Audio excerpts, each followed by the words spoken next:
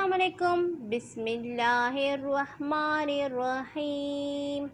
دو کام کر لو، زندگی میں سکون ہی سکون ہوگا۔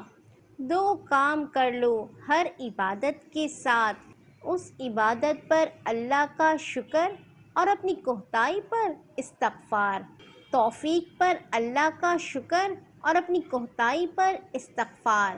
اگر یہ کام کرتے رہو گے انشاءاللہ رفتہ رفتہ راستہ طے ہوتا جائے گا، اور ایک وقت آ جائے گا، ضرور آ جائے گا انشاءاللہ کہ تم احسان کے مرتبے تک پہنچ جاؤ گے۔ ہوتا کیا ہے کہ غفلت کے ساتھ عبادت کر لی اور غفلت کے ساتھ اٹھ کر چلے گئے۔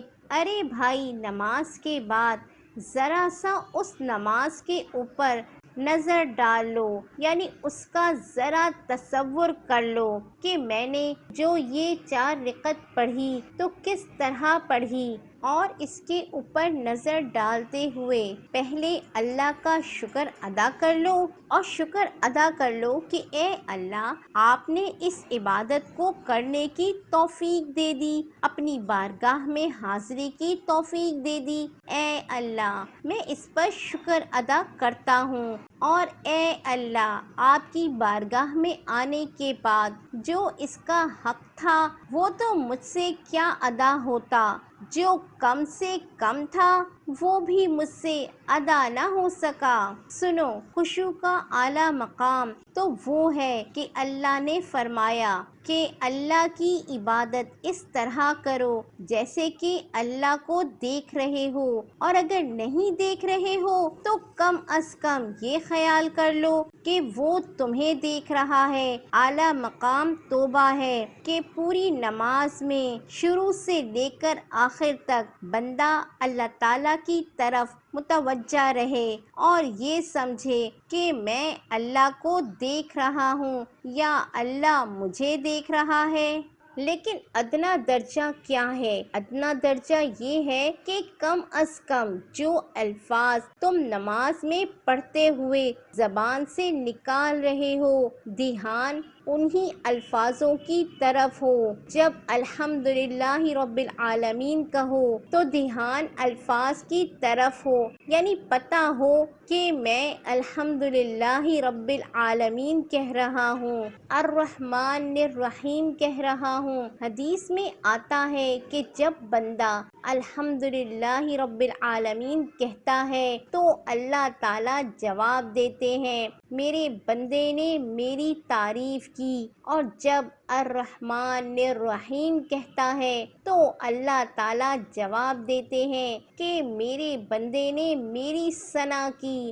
جب مالکی یوم الدین کہتا ہے تو اللہ تعالیٰ جواب دیتے ہیں، میرے بندے نے میری بزرگی بیان کی۔ اور جب کہتا ہے کہ ایاک نعبد و ایاک نستعین تو اس کے جواب میں اللہ تعالیٰ فرماتے ہیں، یہ جو کہہ رہا ہے بندہ یہ میرے اور اس کے درمیان ہے یہ معاملہ، وہ میری عبادت کرتا ہے اور میں اس کی مدد کرتا ہوں۔ کم از کم ادنا خشوع کا درجہ کیا ہے؟ جو الفاظ زبان سے نکال رہا ہے انسان، ان الفاظ کی طرف دھیان ہو کہ میں زبان سے کیا نکال رہا ہوں۔ یہ نہ ہو کہ مشین چل پڑی اور آخر میں بس سلام پھیر دیا، بلکہ دھیان الفاظ کی طرف ہو۔ یہ ادنا درجہ ہے، اور جہاں دھیان بھٹک جائے، دھیان کسی اور طرف چلا جائے، فوراً واپس آ جائے، یہ ادنا درجہ ہے خشوع کا۔ اس کی کوشش تو بندے کو ہمیشہ کرتے ہی رہنا چاہیے، ساری زندگی کرتا رہے تو یہ کوشش ادنا درجے کا خشوع ہے۔ یہ بھی حاصل نہیں ہوتا۔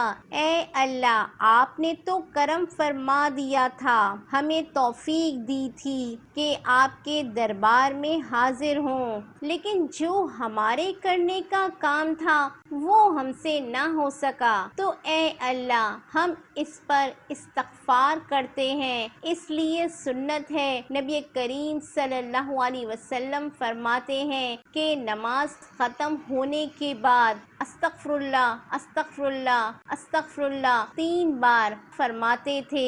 ابھی تو نماز پڑھی، نماز تو کوئی گناہ کا کام نہیں، لیکن نبی کریم صلی اللہ علیہ وسلم نماز کے بعد استغفراللہ فرماتے تھے۔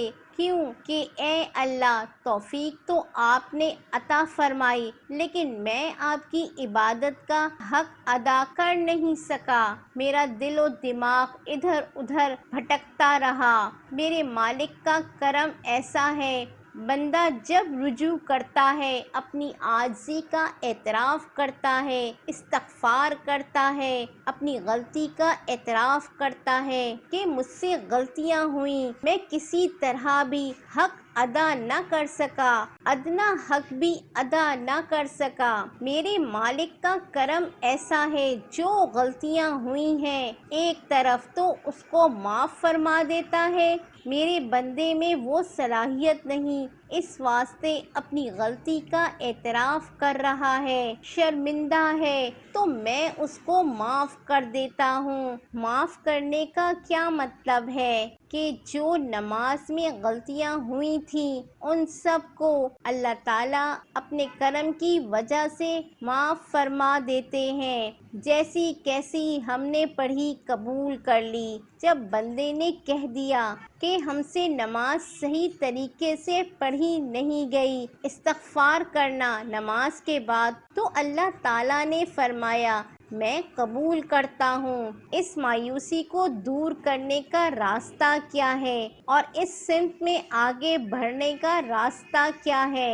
ایک طریقہ حمد کر کے بندہ شکر ادا کرے اور دوسری طرف استغفار کرے۔ شکر اس کی توفیق پر، استغفار اپنی غلطیوں پر۔ اللہ تعالیٰ فرماتے ہیں کہ تم میرا شکر کرو گے تو میں تمہیں زیادہ دوں گا۔ پہلے ہم بھاگتے ہیں نماز سے، صحیح طرح سے نماز ادا نہیں کرتے، لیکن جب اللہ توبہ قبول کر لیں تو نماز کے بغیر کسی نمازی کو چین نہیں آتا۔